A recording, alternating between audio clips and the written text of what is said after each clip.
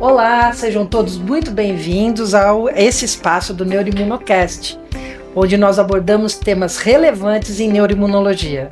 Eu sou Ana Piccolo, atualmente coordenadora do DC de Neuroimuno da Academia Brasileira, e a gente está aqui com a nossa querida doutora Cláudia Vasconcelos, que é professora da Universidade Federal do Estado do Rio de Janeiro, e a gente vai falar sobre um instrumento importante de avaliação para os pacientes com esclerose múltipla.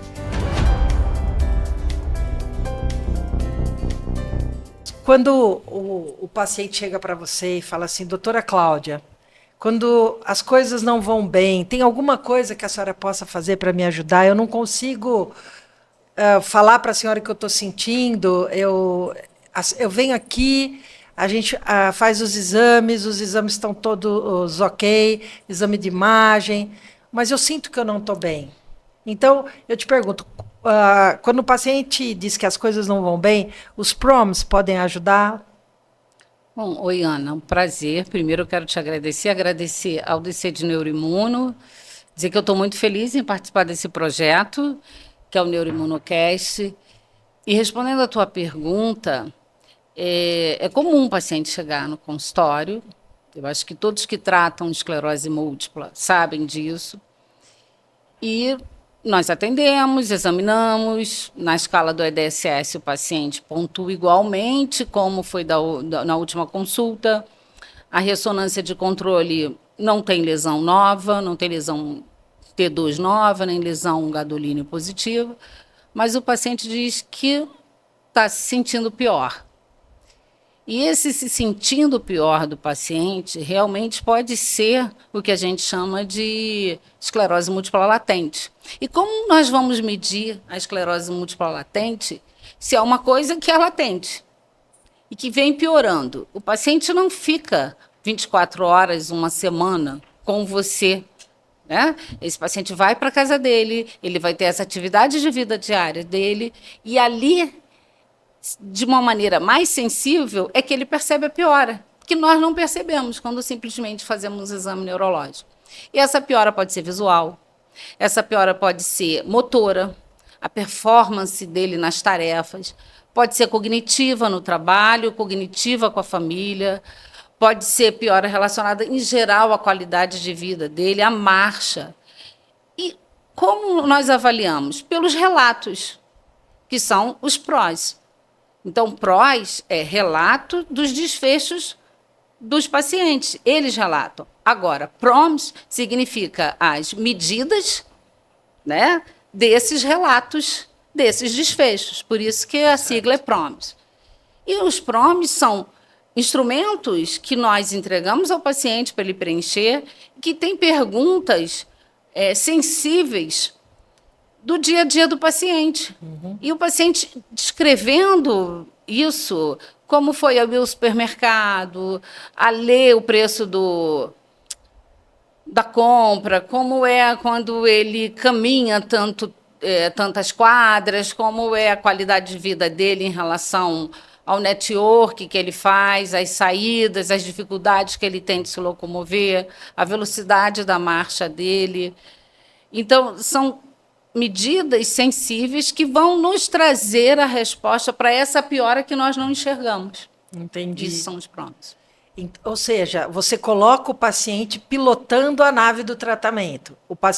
Uma coisa centrada no paciente. Centrado no paciente, porque ali ele vai trazer para a gente essas pioras que nós não percebemos, porque São não invisíveis. vê na ressonância e não vê no exame neurológico. O paciente Perfeito. não tem surto, mas ele está piorando. Perfeito.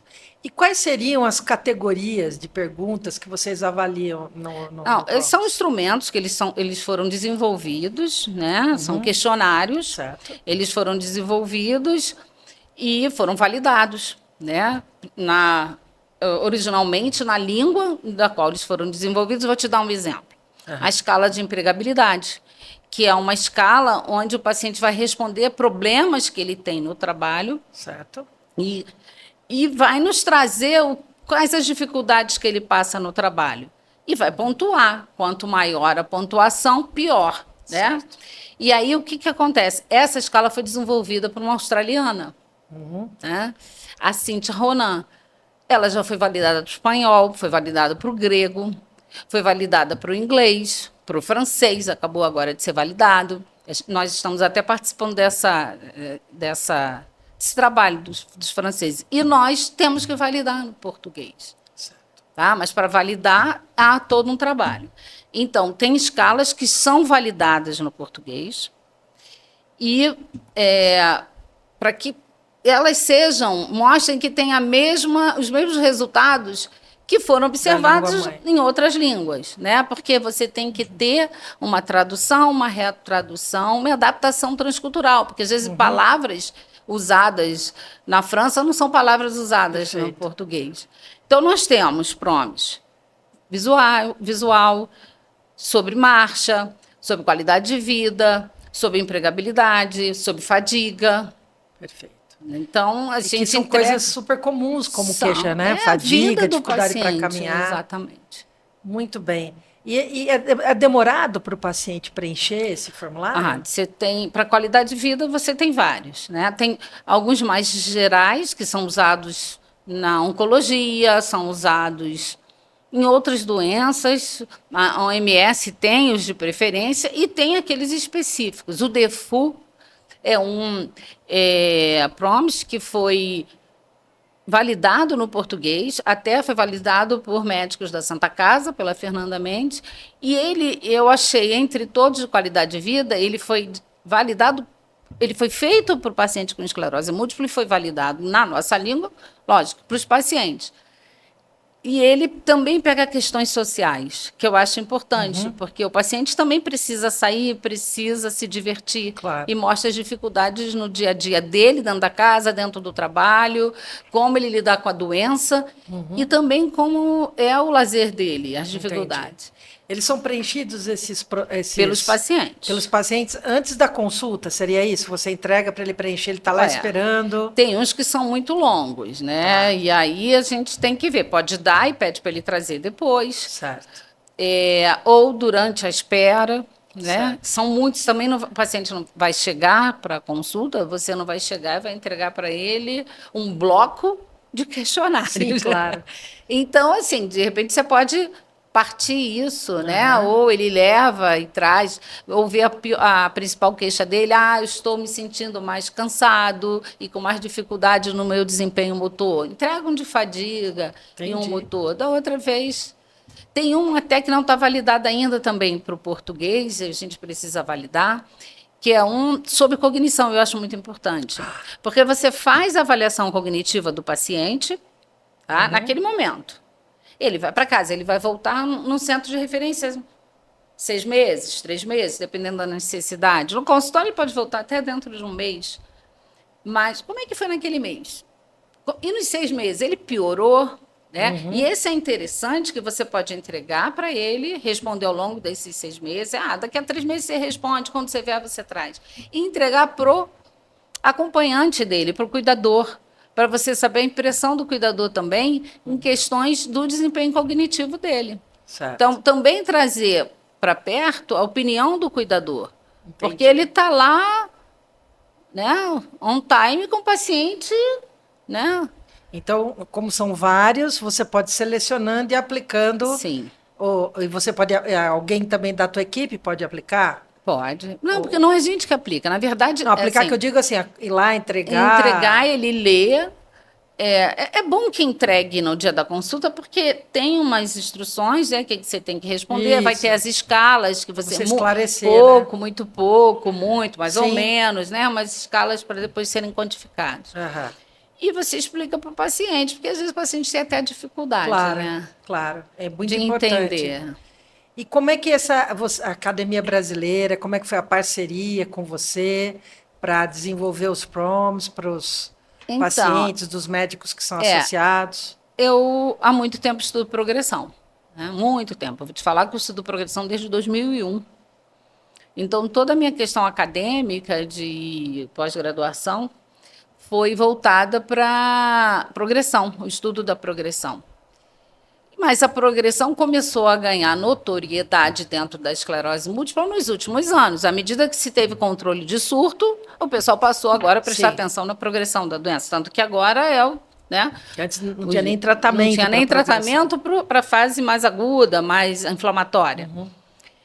E lendo, indo a eventos e percebendo isso também, que o meu paciente, eu não conseguia saber como ele é no dia a dia, até que eu só tinha um retrato dele.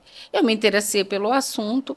Também nas pesquisas clínicas que eu participo, tem esses PROMs de satisfação com o tratamento, tem PROMs para satisfação do tratamento, de qualidade de vida. Certo. Então, meu primeiro contato, na verdade, foi quando eu passei a participar de pesquisas clínicas. Certo.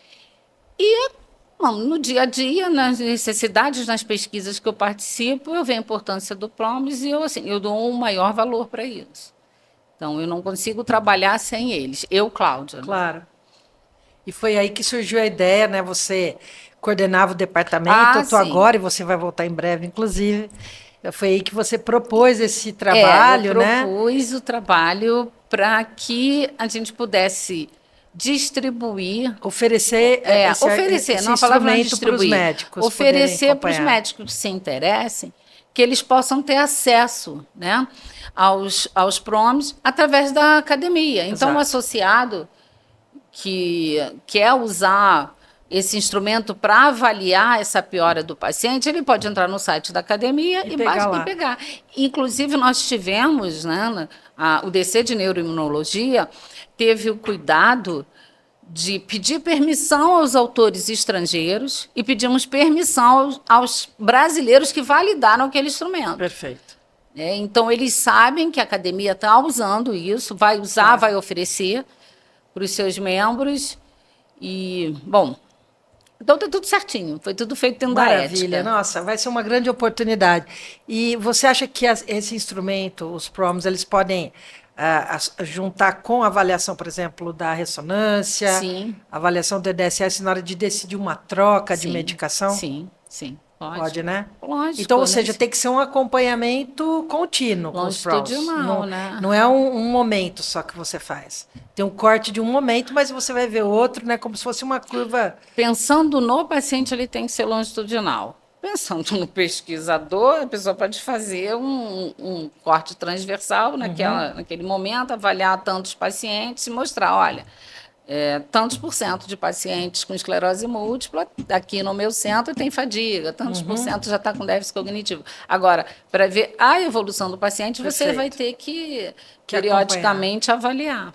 Perfeito. E a proposta é fazer 1, 2 vezes por ano? Que você acha? Eu acho que pelo menos 2 vezes, no mínimo, né? Que é um tempo que a gente tem mais ou menos 6 meses para ver se essa piora realmente não está relacionada a nenhum processo inflamatório, surto. Então tá bom, olha, excelente. Obrigada. Muito obrigada. A partir de quando vai estar disponível no site da ABN? Bom, nós estamos finalizando o layout, eu já até experimentei, imprimi, né? Achei que gastou muita tinta. E aí eu falei com os responsáveis pelo layout que a gente tem que mudar a cor para facilitar também. Senão o médico vai gastar a tinta dele ali imprimindo um monte de PROMs coloridos. Né? Entendi. Tá certo. Então, olha, muito obrigada. Foi um prazer conversar com você aqui. Esclarecer o que são PROMs, a importância e que a nossa academia, o nosso DC, está oferecendo essa oportunidade para o médico que trata esclerose múltipla, e além de uma ressonância, de um exame neurológico, de uma dosagem de neurofilamento, porque é o paciente, né? A doença está nele. E ele pode nos trazer essas respostas. Com certeza, até porque muita gente nem desconhecia, né, os PROMs. Olha, muito obrigado. A gente aqui do Neuroimunocast vai seguir com novos episódios e convidamos todos vocês a nos seguirem para que a gente possa sempre oferecer o melhor trabalho para vocês. Obrigada.